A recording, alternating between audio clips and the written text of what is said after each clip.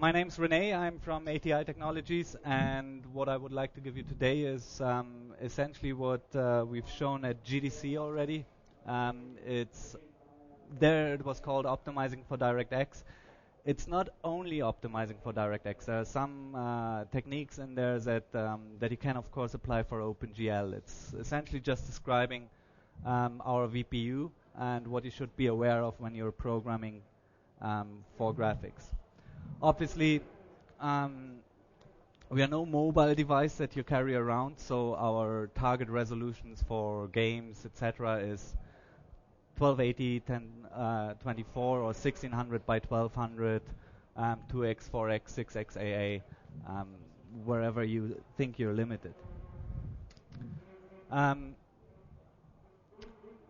When you program your vertex shaders, take care of the pre-vertex shader buffer. The pre-vertex shader buffer in our X700, X800 chips is 256-bit, so that's 32 bytes. So align your data to fit this size. 32 bytes, 64 bytes is fine. Sequential access would be great, but by all means avoid random access. Random access is absolutely deadly when you're working with a small buffer like this. Compress your data. See if you can recreate Z. If it helps you to fit them into the 32 bytes, then you may want to just calculate Z and the vertex shaders rather than sending it with your data. You're feeding 6 parallel vertex shader units in X700, X800 series of boards, so you have plenty of vertex power. You will hardly ever get vertex shader limited. Most people that think they are vertex shader limited are actually limited in the vertex shader buffer rather than in the vertex shader itself. These vertex shaders contain a 4D and a 1D ALU. Mask out your unused channels. If you don't need a channel, mask it out, and you may get 2 ops per clock per vertex pipe rather than only 1 op per vertex pipe.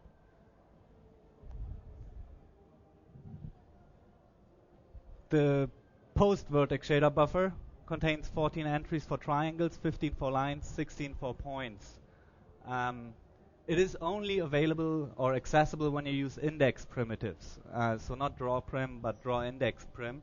It's flushed between draw prim calls, whether it's draw prim or draw index prim. And we strongly suggest to use D3DX optimized mesh. It does a very good job of optimizing your triangle mesh.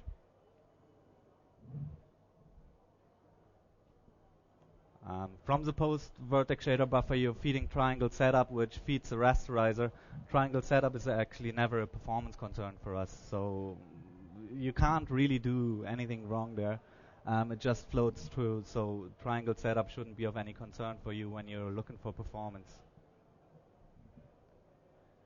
From the rasterizer, you're feeding the pixel shader units. They are always aligned in quads, so it's 4 pixel pipes in every quad. Obviously, for X800, X850 series, you have 16 pipes, which means 4 quads. For X700, you have 8 pipes, which is 2 quads. Every quad can work on 1 triangle at a time, whereas different quads can work on different triangles. If your triangle are an inconvenient size, you're slipping down to 25% efficiency because you're out of that triangle, you're really only rendering 1 pixel because that is the only visible one in the quad we got dispatched. So there is another situation where people think they might be triangle limited when in fact they are actually fill rate limited, meaning that the quads can't deal with very well with very small triangles.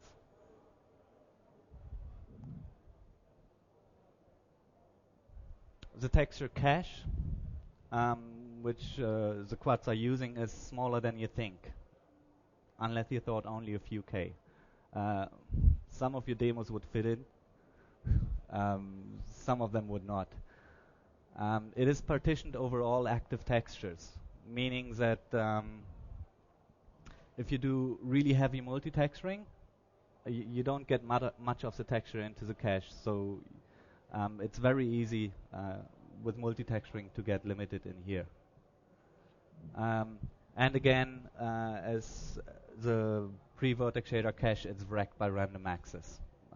We know we can't always ask for sequential data, but try to avoid jumping back and forth like hell. Z is rejected faster than accepted. You know that from your local nightclub, rejection is faster than acceptance. Logically, Z would be at the end of the pipeline. That's not how our hardware works. We do an early Z, we do Z compression. We have many techniques to avoid rendering data that is not visible on the screen. So you should be aware that we are compressing Z data. You should certainly be aware that we have the possibility to kick out data that we don't need to render. So roughly draw front to back. Back to front is bad for us. Front to back is obviously better. For complex scenes, for really, really complex scenes, not like an overdraw of 2 or 3, but if you have a very high overdraw, consider Z pre-pass. And always take care to clear Z and stencil.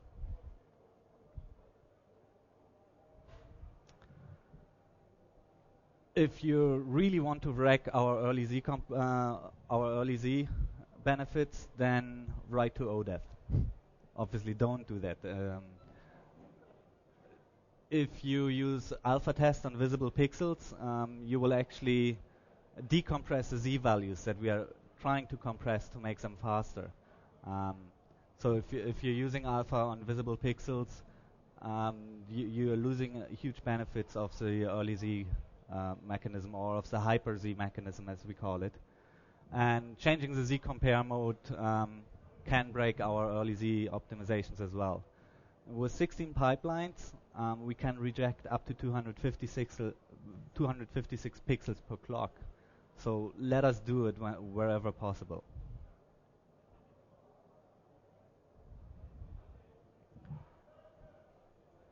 The pixel shaders are powerful, but don't do work in the pixel shaders that you can do elsewhere. If you're just adding up 2 constants or something like that, do it in the vertex shader. We said earlier on that the vertex shader, we are never limited in the vertex shader. So if you just do some simple math or anything like that, where you don't really care if it's done in the pixel shader or vertex shader, do it in the vertex shader.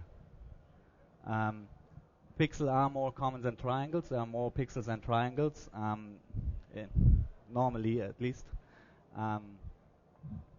So try to keep the pixel shaders free for your real pixel work. Still, the pixel shader is a 4D unit plus texture address, of course, meaning that the ratio pixel shader power to texture power is 4:1. This will go up in the future. So texture power, we are actually at a stage right now where even if we would add more pixel power, we would get bandwidth limited pretty quickly. And really what we hear from developers is that they want to run more complicated shader programs to make each unique pixel look better rather than just throwing more pixels at the screen. Shorter shaders are generally faster. It doesn't matter what the instruction limit is for shader. If you keep your shaders short, we can store multiple shaders in our caches, and we can execute them faster as well. And again, the same for the pixel shader as for the vertex shader. Mask out your unused channels. It's a 4D unit. If we only have 2D 2 channels to work with, we can do 2 operations at a time, right? We can do up to 4 scalar if you want to in 1 clock cycle per pipe. This is not only true for us, right? It's the same for NVIDIA hardware. It's a general DirectX advice. If you don't use all the channels, mask out what you don't need. Don't worry about scheduling your instructions in the pixel shader. The compiler does it, and it does a pretty good job at it. If you find a case uh, where you can beat our compiler with hand-optimized code, we would like to hear about it. But generally, the scheduler is pretty good.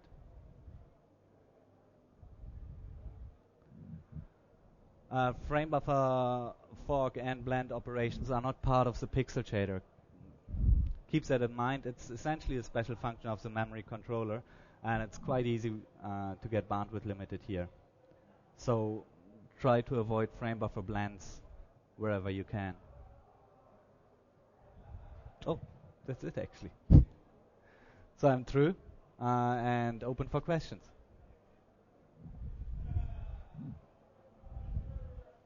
Louder. But I'm finished.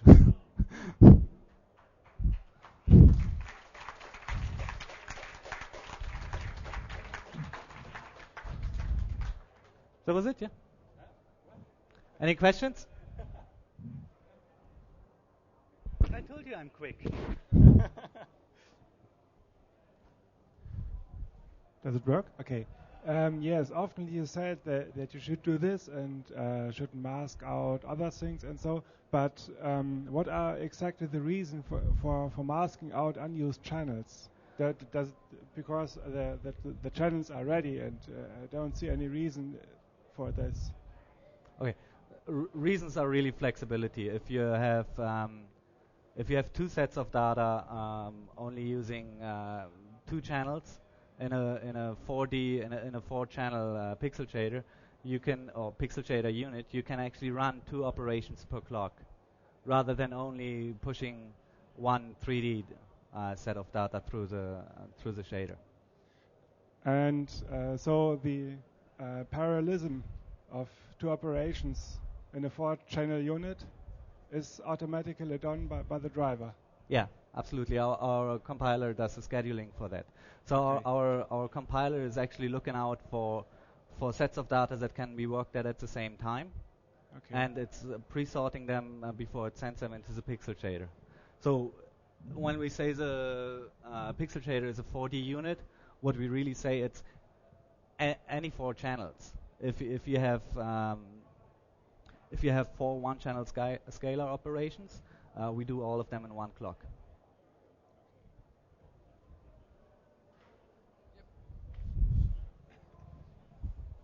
With the C buffer compression, you said that changing C compare modes would sometimes disable the C compression or disable the early out tests. Which modes?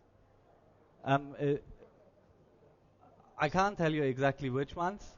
I'm not that much into it, but it does not always break Z compression. It doesn't break early Z. It just breaks Z compression. So you're not breaking the whole part of the pipeline. Okay, so you can't tell us which modes are slower. I simply don't know which from what to what mode you're breaking it. Another question. I wonder why the alpha stage was taken out of the pixel shader, while you can still modify the Z values. Why was it taken out of the pixel shader? Exactly. I can't tell you what design decision was behind that.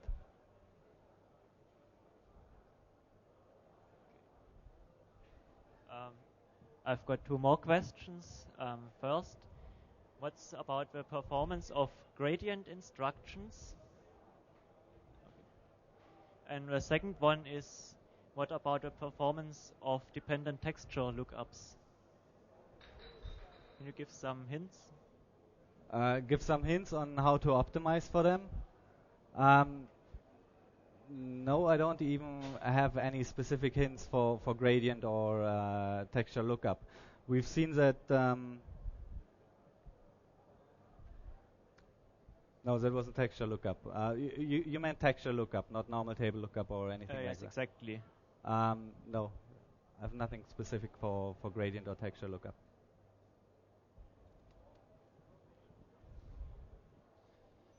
You said that compilers are very good and I want to know how the vertex shader compiler, the high-level shader language, or GLSL, does the trigonometric functions.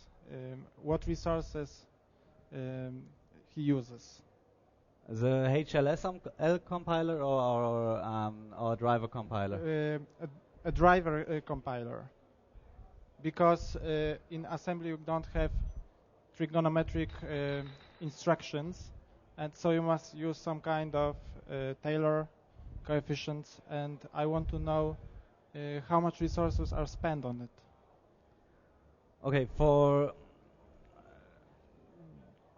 Generally the suggestion is always use HLSL when you're programming for DirectX 9. The trigonometric functions are actually now performed in one clock cycle since X800 and newer. So X800, X700, X850 in Radeon 9800 and 9700 series, we were actually taking 4 clock cycles for trigonometric. Okay, thanks.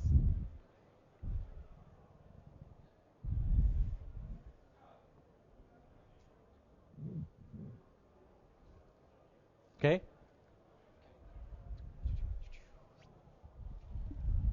I have just another question, but how efficiently could be the graphics GPU used for complex and massive calculations, which does not relate to graphics but to sound, like FIR filters and so on? Are there any optimizations for this? Okay, the idea is not new. That actually came with the dawn of floating point precision in our graphics chips. That people said we could use it for so much more than just graphics. So far, you're lacking you're lacking an API to reach the graphic chip. Secondly, you're obviously lacking documentation from our side, because we are very careful about exposing register information, etc., etc.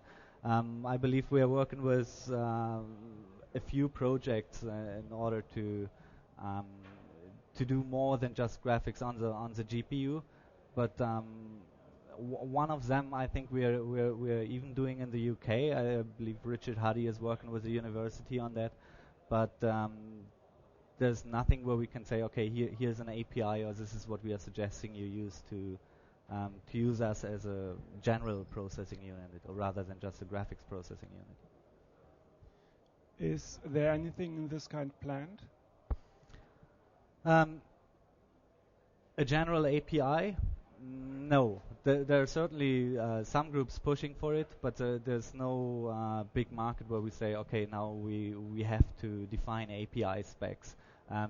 So far we are talking about research projects, where a handful of people tries to do some really funky stuff with our chips, but so far all these groups have not had a sit together to define any APIs or anything like that for it. Thank you. You're welcome.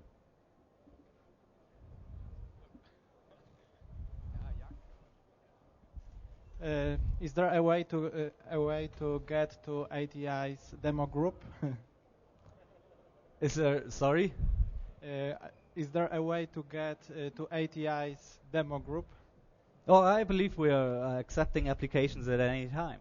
So if you want to come into our demo group, you would become commercial, obviously. But they are based in Marlborough, near Boston. We actually don't call them demo group. We call them our 3D application research group. And I believe they're accepting CVs. Thanks.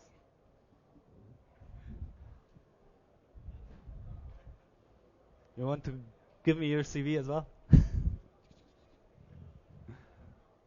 How expensive are render target changes, and what is the best way to recreate MIP maps when you are doing render to texture?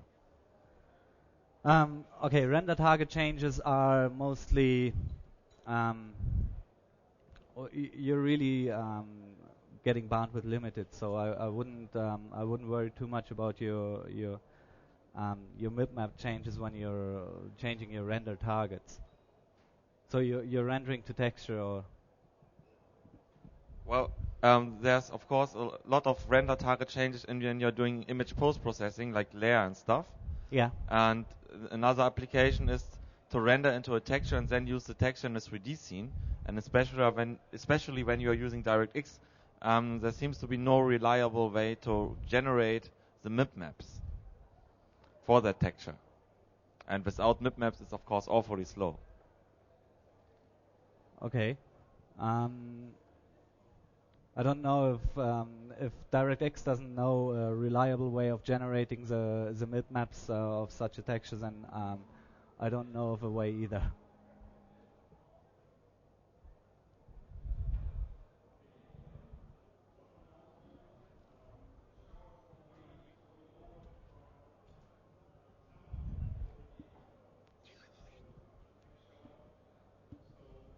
Hi. Do you know what the current best way to do particles on the ATI hardware is? What do you Vertex mean? buffer, or I don't know. Yeah, you're doing it over the vertex shader. That would be the preferred way.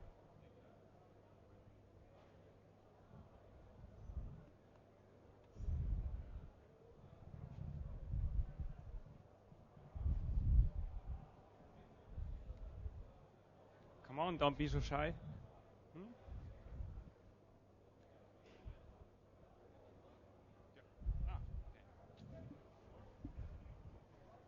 I'd like to know, you said several times that it's very expensive to use transparency. So if you have a scene where you want to use massive amounts of transparency, what is the best way to do that? Okay, this presentation is actually focusing on performance. If you want to use transparency because it makes sense from an artist point of view, use it. Right? We're not telling you not to use it. We're just saying be careful if you do use it that you will lose performance, that you will get bandwidth limited, etc. pretty soon. So it's yes, you have to find the right trade-off between performance and visual quality, of course. That's some decision we can't make for you.